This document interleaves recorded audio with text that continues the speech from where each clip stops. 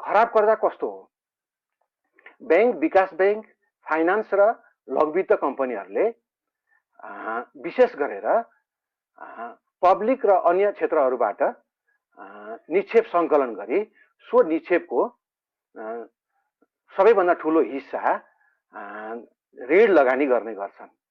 लगानी गरेको ऋण राष्ट्र बैंकले तोकेको समय सीमाभित्र ऋणको सामा ब्याज उठाइसक्नु पर्दछ। समयभित्र ऋण सामा अथवा ब्याज उठाउन नसकेमा सो लगानीलाई राष्ट्र बैंकले खराब कर्जाको रूपमा दर्ता गर्न लगाउँछ। खराब कर्जा केही महिना पुरानो हुन सक्छ, 6 महिना पुरानो हुन सक्छ, सालभर पुराना हुन सक्छन्, धेरै पुरानाहरू खराब कर्जाहरू पनि हुन सक्छन्। राष्ट्र बैंकले कर्जाको भाखा नाखेको म्यादको हिसाब गरेर 1% देखि धेरै प्रतिशतसम्म पनि सामाको बराबर र त्योभन्दा बढीसम्म पनि प्रोभिजन गर्ने नीति नियमहरू जारी गरेको छ। प्रोभिजन कहाँ गरिन्छ? पुरानो वित्तीय विवरण अनुसार स्पष्ट रूपमा कर्जाको कति प्रोभिजन गरिएको छ भनेर माथि प्रोभिजनलाई सञ्चालन नाफाबाट घटाएर देखिन्थ्यो र पुरानो खराब कर्जा उठाउन सफल भएमा सो रकम राइट ब्याक भएको मानि नाफामा प्रष्ट रूपमा देखिने गरी जोडिने गरिन्थ्यो। अहिले पनि लघुवित्त कम्पनीहरूको वित्तीय विवरणमा प्रष्ट रूपमा नाफा नोक्सान हिसाब किताबको माथिल्लो भागमा खराब कर्जाको लागि प्रोभिजन भनेर स्पष्ट रूपमा लेखिएको हुन्छ। जस्तो कि मैले दोस्रो क्वार्टरमा निर्धन उत्थान लघुवित्तले कति प्रोभिजन गरेको थियो भनेर यहाँ मैले डाटा लिएको छु। दोस्रो त्रैमासिक विवरण अनुसार निर्धन उत्थान लघुवित्तले 81 करोड बराबरको प्रोभिजन गरेको थियो। यसले गर्दाखेरि उसको नाफा एकदमै कम देखिएको थियो, इपिएस एकदमै कम देखिएको थियो।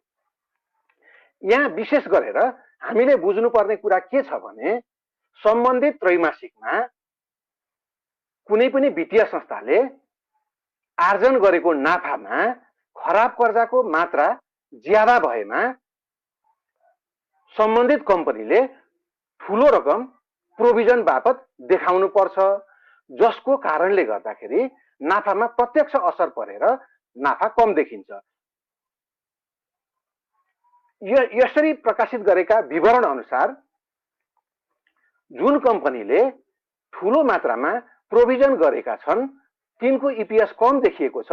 हामीले के बुझ्नु पर्छ भने सम्बन्धित कम्पनीले हाल कमाएको नाफा कम देखिए पनि, इपिएस कम देखिए पनि आउने त्रैमासिकहरूमा सो खराब कर्जा उठाउन सकेमा नाफा बढ्छ, इपिएस बढ्छ भन्ने हिसाबले त्यसलाई केही मात्रामा सकारात्मक पनि लिन सकिन्छ। सिधा सिधी भन्दा खराब कर्जा बढ्नु राम्रो पक्कै होइन, तर पनि आउने क्वार्टरहरूमा कम्पनीले कार्यक्षमता बढाएर सो खराब कर्जा उठाउन सकेमा पक्कै नाफा बढ्छ भन्ने हिसाबले हामीले इपिएस कम आएको छ, नाफा कम देखाएको छ भने पनि त्यसलाई सकारात्मक रूपमा लिन सकिन्छ। यसको विपरीत केही कम्पनीहरूले प्रोभिजन खराब कर्जा घटाएका छन् भने प्रोभिजन कम गरेका हुन्छन् अथवा बिल्कुल प्रोभिजन नगरेका पनि हुन्छन्। तिनीहरूले राइट ब्याक भनेर ठुलो मात्रामा नाफामा सम्बन्धित त्रैमासिकको नाफामा राइट ब्याक भनेर अघिल्ला वर्षका अघिल्ला त्रैमासिकहरूका प्रोभिजनमा राखेका नाफाहरूलाई यो क्वार्टरमा आएर राइट ब्याक गरेर जोडेका हुन्छन्। यसरी निकालिएका इपिएस र यसरी निकालिएका नाफाहरूलाई हामीले सम्बन्धित कम्पनीको सम्बन्धित त्रैमासिककै नाफा हो भनेर विश्वास गर्नु हुँदैन। राइट ब्याक बढी भएर नाफा बढी देखिएको छ भने त्यसले कम्पनीले सम्बन्धित त्रैमासिकमा कमाएको नाफा भन्दा बढी इपिएस देखिने, बढी नाफा देखिने र हामीलाई कम्पनी साँच्चै राम्रो हो कि भन्ने भान पर्न सक्दछ। यस्तो अवस्थामा कम्पनीको पुरानो कर्जा, खराब कर्जा उठ्नु त राम्रो हो, तर त्यसैलाई आधार मानेर हामीले त्यही इपिएसलाई देखेर महँगो मूल्यमा खरिद गर्यौं भने आउने त्रैमासिकहरूमा पुनः त्यो कम्पनीले त्यसरी खराब कर्जाहरू उठाएर राइट ब्याकबाट ठुलो परिमाणमा नाफा देखाउन सक्दैन। त्यसैले हामीले इपिएस हेर्नुभन्दा अगाडि कम्पनीले प्रोभिजन कति गरेको छ र राइट ब्याक कति गरेको छ भनेर प्रष्टसँग हेर्न सक्छौँ। नाफा नोक्सान खातामा यो प्रष्टसँग देखाइएको हुन्छ आजसम्मको हिसाबमा लघुवित्त कम्पनीहरूको हकमा। किनभने लघुवित्त कम्पनीहरूमा अहिलेसम्म पनि लेखा विधि एनएफआरएसबाट रिपोर्टहरू निकाल्न बाध्य गरिएको छैन। उनीहरूले पुरानै विधिबाट त्रैमासिक विवरणहरू निकालिरहेका छन्। तर लघुवित्त कम्पनीहरू बाहेक फाइनान्स कम्पनीहरू, विकास ब्याङ्कहरू र ब्याङ्कहरूलाई भने अघिल्लै वर्षदेखि राष्ट्र ब्याङ्कले एनएफआरएस प्रविधिबाट लेखा विवरणहरू प्रकाशित गर्न बाध्य बनाएकाले त्यो एनएफआरएस विधिबाट त्रैमासिक विवरणहरू निकाल्दा हामीलाई अलग्गै प्रोभिजन कति गरेको छ र सम्बन्धित क्वार्टरमा राइट ब्याक कति भयो भनेर अलग अलग हेर्ने सुविधा नयाँ एनएफआरएस सिस्टमले दिएको छैन। उदाहरणको लागि हामी महालक्ष्मी विकास ब्याङ्कको एउटा रिपोर्ट हेरौँ, त्रैमासिक तेस्रो त्रैमासिक विवरण।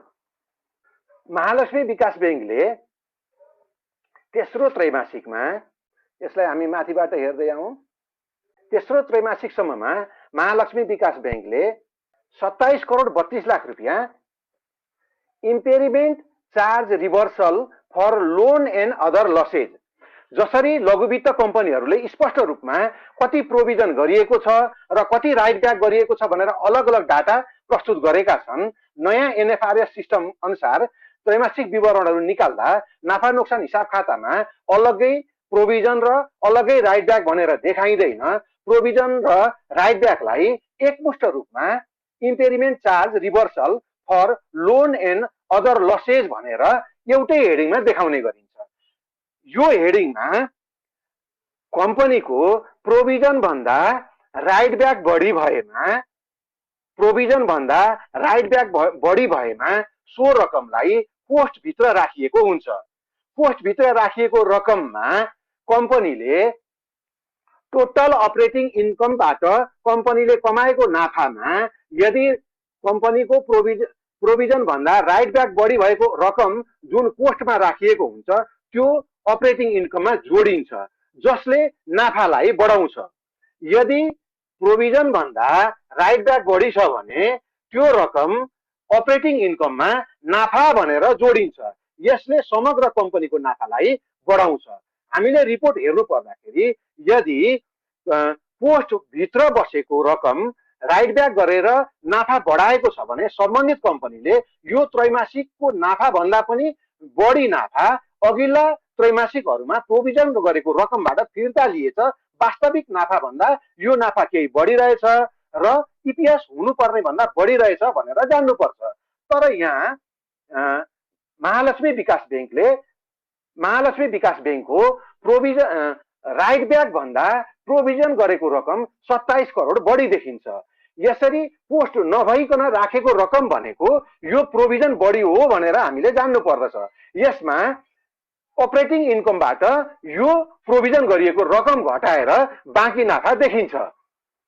हामीले के बुझ्नुपर्छ भने यदि इम्पेरिमेन्ट चार्ज भनेर पोस्ट नराखिकन ठुलो रकम राखिएको छ भने यो प्रोभिजन गरिएको रकम हो। आउने पछिल्ला त्रैमासिकहरूमा यो कम्पनीले राइट ब्याक गरेको खण्डमा यसले नाफा बढाउन सक्छ। हाललाई ठुलो प्रोभिजन गर्नु परेको कारणले यो कम्पनीको नाफा केही घट्न गएको छ भनेर यसलाई हामीले सकारात्मक रूपमा बुझ्नुपर्छ। जति नाफा आएको छ, जति इपिएस आएको छ, यसमा यो पोस्टमा नराखेको रकमले नाफा बढाउँछ भनेर यसलाई पोजिटिभमा लिनुपर्छ। तर यसको विपरीत यदि कुनै बैंक, विकास बैंक र फाइनान्स कम्पनीको impairment charge reversal for loan and other losses भनेर पोस्टभित्र देखाएको छ भने त्यसलाई हामीले के बुझ्नु पर्दछ भने सम्बन्धित कम्पनीले यो त्रैमासिकमा गरेको प्रोभिजन भन्दा प्रोभिजन धेरै कम रहेछ र राइट ब्याक अघिल्ला क्वार्टरहरूमा गरेको प्रोभिजन फिर्ता धेरै ल्याएर वास्तविक नाफा भन्दा धेरै नाफा देखाएछ। वास्तविक नाफा भन्दा धेरै इपिएस धेरै बढी निकालेछ भनेर हामीहरूले बुझ्नुपर्छ। त्यस्ता कम्पनीले निकालेको इपिएस हुनुपर्ने भन्दा अत्याधिक छ भनेर त्यो बढी देखाएको इपिएसको पछाडि लागेर त्यो कम्पनीको महँगो मूल्यमा ती कम्पनीहरू हामीले खरिद गर्नु हुँदैन।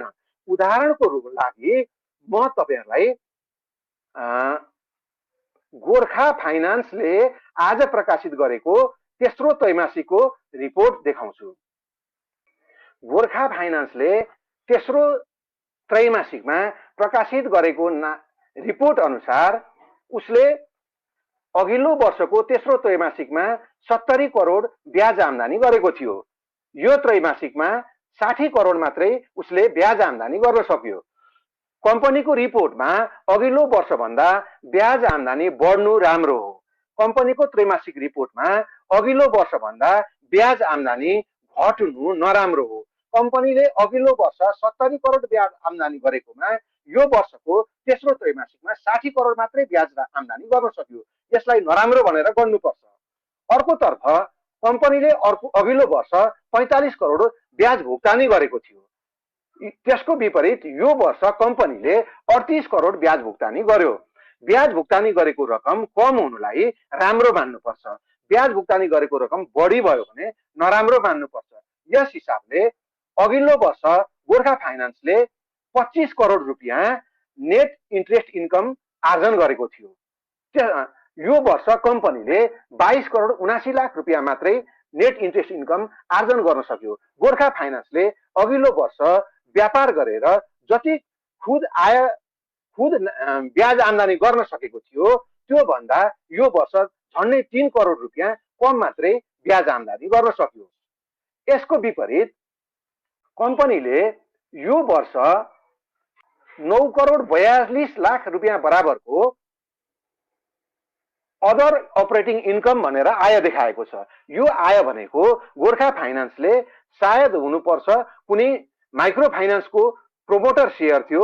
अस्ति भर्खरै फागुनतिर गोर्खा फाइनान्सले त्यो प्रोमोटर सेयरलाई 930-35 को आसपासमा 100 रुपियाँको लागतको सेयरलाई 930-35 आसपासमा बिक्री गरेर कमाएको नाफा यो 9 करोड 42 लाख रुपियाँ छ। र योदेखि मुनि यहाँ हेर्नु होला तपाईहरुले impairment charge reversal for loan loss and other losses भनेर जुन देखाएको छ त्यो पोस्टमा यो वर्षको तेस्रो त्रैमासिकमा गोर्खा फाइनान्सले पोस्ट भित्र 23 करोड 17 लाख 54,706 रुपियाँ रकम देखाएको छ। पोस्ट भित्र देखाउनुको मतलब गोर्खा फाइनान्सले यो त्रैमासिकमा जति रकम प्रोभिजन गर्नु परेको हो त्यो प्रोभिजन गर्नु परेको रकम भन्दा अघिल्लो वर्ष अघिल्ला क्वार्टरहरुमा प्रोभिजन गरेको रकम राइट ब्याक गरेर धेरै रकम ल्याएको छ। प्रोभिजन गरेको रकम भन्दा 23 करोड 17 लाख बढी राइट ब्याक गरेको कारणले गर्दाखेरि 23 करोड 17 लाख रुपियाँलाई पोस्ट भित्र घेरेर राखिएको छ। यसमा के बुझ्नुपर्छ भने यो 23 करोड 17 लाख रुपियाँले वास्तविक कम्पनीको यो त्रैमासिकको नाफा भन्दा बढी नाफा अघिल्ला वर्षहरुको अघिल्ला क्वार्टरहरुको नाफा यो क्वार्टरमा आएर जोडिएर यसले नाफा बढायो र यसले इपिएस बढायो भनेर हामीले मूल्याङ्कन गर्नुपर्छ।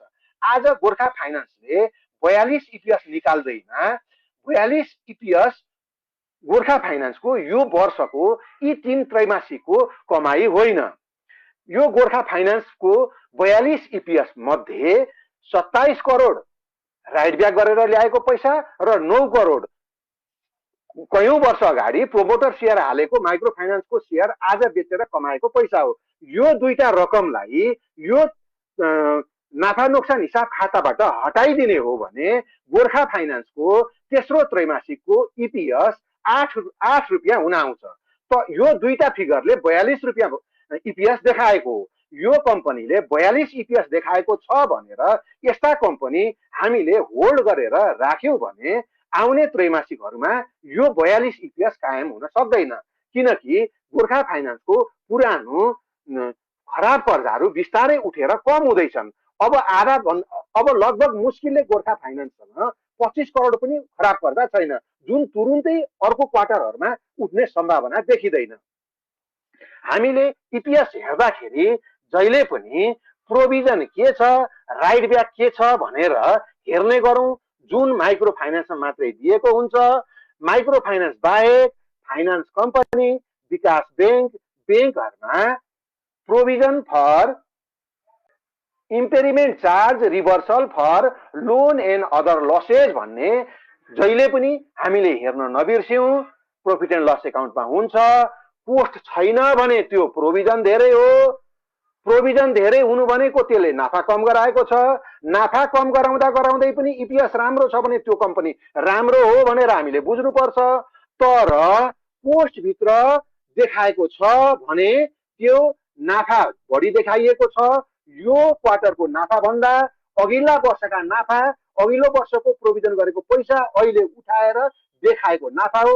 नाफा त कम्पनीको नाफै हो, तर ती नाफाहरू अघिल्ला वर्षका थिए, अहिले देखाएका हुन्। ती आउँदा क्वार्टरमा, आउँदा वर्षमा फेरि ती कन्टिन्यू हुन सक्दैनन्। त्यसैले त्यस्ता कम्पनी किन्नुभन्दा अगाडि यो छ कि छैन हेर्नुहोस्।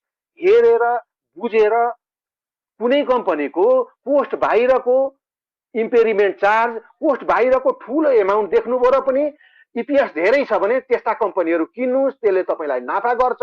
तर पोस्ट भित्र राखिएको रकमले इपिएस बढाएको छ, नाफा बढाएको छ भने त्यो राइट ब्याकको पैसा हो। त्यसको महँगो ठुलो इपिएसको पछाडि लागेर लगानी गर्नु हुँदैन।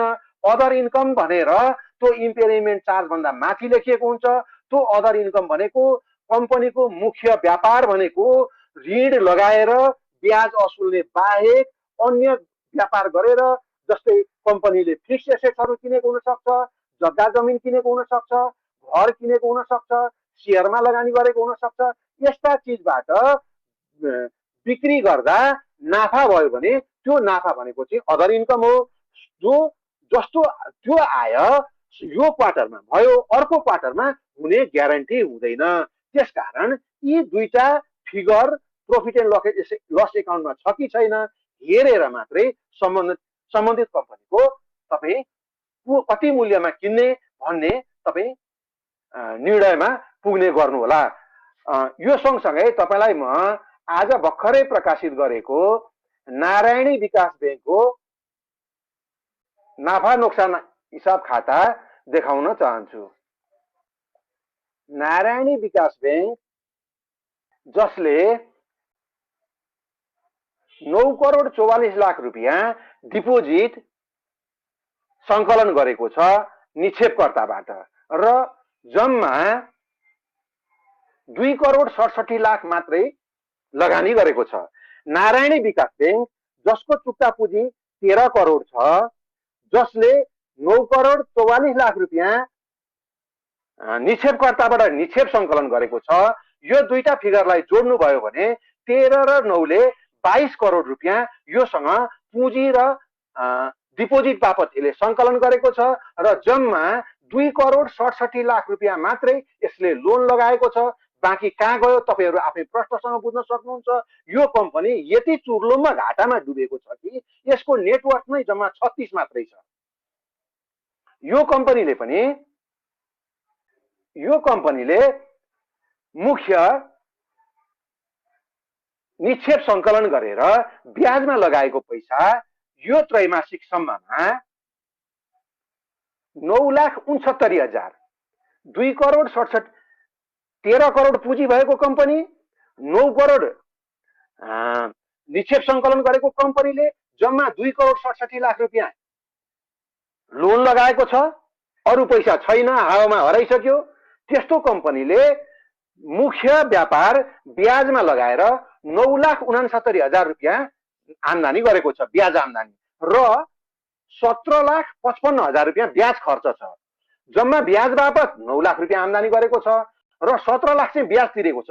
यो कम्पनी कस्तो कम्पनी हो तपाईँ प्रश्न बुझ्नुहोस्। र 7,85,000 चाहिँ यसको नाफा ब्याज आम्दानी हुनुपर्नेमा उल्टो ब्याजमा लगाएको घाटा नै 7,85,000 चाहिँ उल्टा घाटा छ। यो कम्पनीले यसको अरू कुनै आय छैन, यसको 25% खराब कर्जा छ। यसको जति कर्जा छ 13 करोड पुँजी छ, 9 करोड बचत निक्षेप छ, जम्मा 2,67,00,000 रुपियाँ ऋण लगाएको छ, लोन छ, त्यसको पनि 25% त खराब कर्जा छ। पुराना खराब कर्जाबाट असुल भएर यो कम्पनीले 78,81,000 रुपियाँ राइट ब्याक गरेको छ। अघि मैले जुन तपाईहरुलाई भने प्रोभिजनको कुरो, अब यहाँ आएर त्यो impairment charge, loan loss provision भनेर impairment charge reversal for loans and other losses भनेर यो कम्पनीले यो वर्ष 78,81,000 राइट ब्याक गरेको छ। प्रोभिजन त यसको केही कति गर्नु र प्रोभिजन त लोनै लगाएको छैन, प्रोभिजन कति गरौँ होला। प्रोभिजन भन्दा राइट ब्याक बढी 78 लाख छ। त्यसैले गर्दाखेरि -4 इपिएस आएको हो। एनपिएल तपाईको 25% छ, इपिएस -4 छ। यस्ता कम्पनीले 200% 300% राइट दिन्छ भनेर 36 नेटवर्थ भएको कम्पनी, यस्तो कम्पनीमा तपाईले लगानी गर्नुभयो भने आज बुल बजार हुँदा त 500 रुपियाँ मूल्य होला। यो 200% राइट आयो र यो राइट भरिसकेपछि तपाईहरुले बेच्ने मूल्य भनेको आउने 1.5-2 वर्ष पछाडि यसको मूल्य 100 रुपियाँ भन्दा तल जान्छ। विचार गरेर यस्ता कम्पनीहरुमा लगानी गर्नुस्, यी कुराहरु हेर्नुस्। प्रोभिजन खराब कर्जा बापत प्रोभिजन भन्ने कुरा तपाईहरुले ध्यान दिएर हेर्नु होला। माइक्रो फाइनान्समा प्रोभिजन र राइट ब्याक अलग अलग हुन्छ। फाइनान्स विकास बैंक र बैंकहरुमा impairment charge reversal for loans and other losses भनेर दिएको हुन्छ। कोस्ट भित्र राखेको राइट ब्याक हो। त्यो राइट ब्याकले देखाएको इपिएसहरु हुनुपर्ने भन्दा अत्याधिक बढी छन्। त्यस्ता कम्पनीको इपिएसको पछाडि नलाग्नुस्। तर कुनै कम्पनीले कोस्ट बाहिरै राखेको ठूलो रकम यसमा जम्मा गरेको छ र पनि राम्रो इपिएस देखाएको छ भने ती कम्पनीहरु चाहिँ राम्रा हुन्। त्यस्ता कम्पनीहरुको तपाई शेयर खोजी किनेर राख्न सक्नुहुन्छ। त्यसले तपाईलाई फाइदा दिन्छ। अर्को कुरा, खराब कर्जा बापत खराब कर्जा कति छ कम्पनीको भनेर जान्नको लागि कम्पनीको रिपोर्टको तल्लो साइडमा नन परफर्मिङ लोन भनेर देखाइएको हुन्छ। एकपटक तपाईहरु हेर्न सक्नुहुन्छ। जस्तै नारायणी विकास बैंकको 25.90% नन परफर्मिङ लोन छ। जम्मा लगाएको लोन जति हो त्यो लोनको 25% लोन नारायणी विकास बैंकको एनपीएल हो, नन परफर्मिङ लोन हो, खराब कर्जा हो। यस्तै अरु कम्पनीहरुको गोर्खा फाइनान्सको 4% होला, अर्को कम्पनीको 3% होला, अर्को कम्पनीको 4% होला। त्यो भनेको कम्पनीले जति लोन लगाएको छ कस्टमरहरुलाई त्यो लोनको त्यति % लोन खराब कर्जा छ भनेर बुझ्नुपर्छ। सबै खराब कर्जाको बराबर प्रोभिजन गरिएको हुँदैन। केही महिना असुल नभएको कर्जाको कम मूल्य कम प्रतिशतमा प्रोभिजनिङ गर्नुपर्छ। केही 2-4 महिना पुरानो खराब कर्जाको अलि बढी प्रतिशतमा खराब प्रोभिजनिङ गर्नुपर्छ। धेरै पुराना वर्षौं पुराना खराब कर्जाहरूको धेरै प्रतिशतमा प्रोभिजन गरिएको हुन्छ। जस्तो कि नारायणी विकास बैंकले 25% खराब कर्जा बापत उसले total loan loss provision to total NPL भन्ने एउटा हेडिङ हुन्छ। प्रोफिट एन्ड लस एकाउन्टदेखि तल आएर हेर्नु होला, एनपीएल देखि तल एनपिएल भनेको नन पर्फर्मिङ लोनको पर्सेन्टेज हो। कम्पनीले लगाएको टोटल ऋणको त्यति प्रतिशत बराबर खराब कर्जा छ। तर ती सबै खराब कर्जाहरू एउटै स्तरका हुँदैनन्।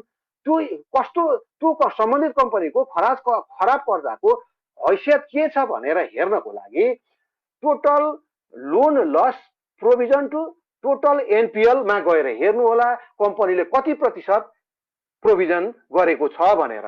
जस्तो कि नारायणी विकास ब्याङ्कले 95% प्रोभिजन गरेको छ भनेको मतलब यसको खराब कर्जा खराब छ। त्यसैले खराब केही कम्पनीहरू तपाईँ हेर्नुहोस्, माइक्रो फाइनेन्सहरू केही हेर्नुहोस्, कुनै कम्पनीहरूको 100% भन्दा पनि बढी प्रोभिजनिङ गरिएको हुन्छ, कुनै कम्पनीको 150% पनि प्रोभिजनिङ गरिएको हुन्छ, कुनै कम्पनीहरूको मात्रै 25-30% पनि प्रोभिजनिङ गरिएको छ। किन भन्दाखेरि जुन कम्पनीले 25-30% मात्रै एनपिएल बापत प्रोभिजनिङ गरेका छन् ती कम्पनीहरूको खराब कर्जा धेरै पुरानो होइन है भनेर बुझ्नुपर्छ।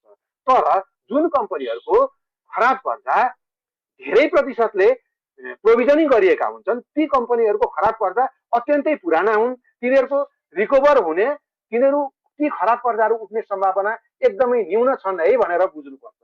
जस्तो कि म फेरि तपाईँहरूलाई गोर्खा फाइनेन्सको खराब कर्जा देखाउँछु। गोर्खा फाइनेन्सको खराब कर्जा 3.74% छ। गोर्खा फाइनेन्सको कुल लोन लगभग 6 अर्ब रुपियाँ छ।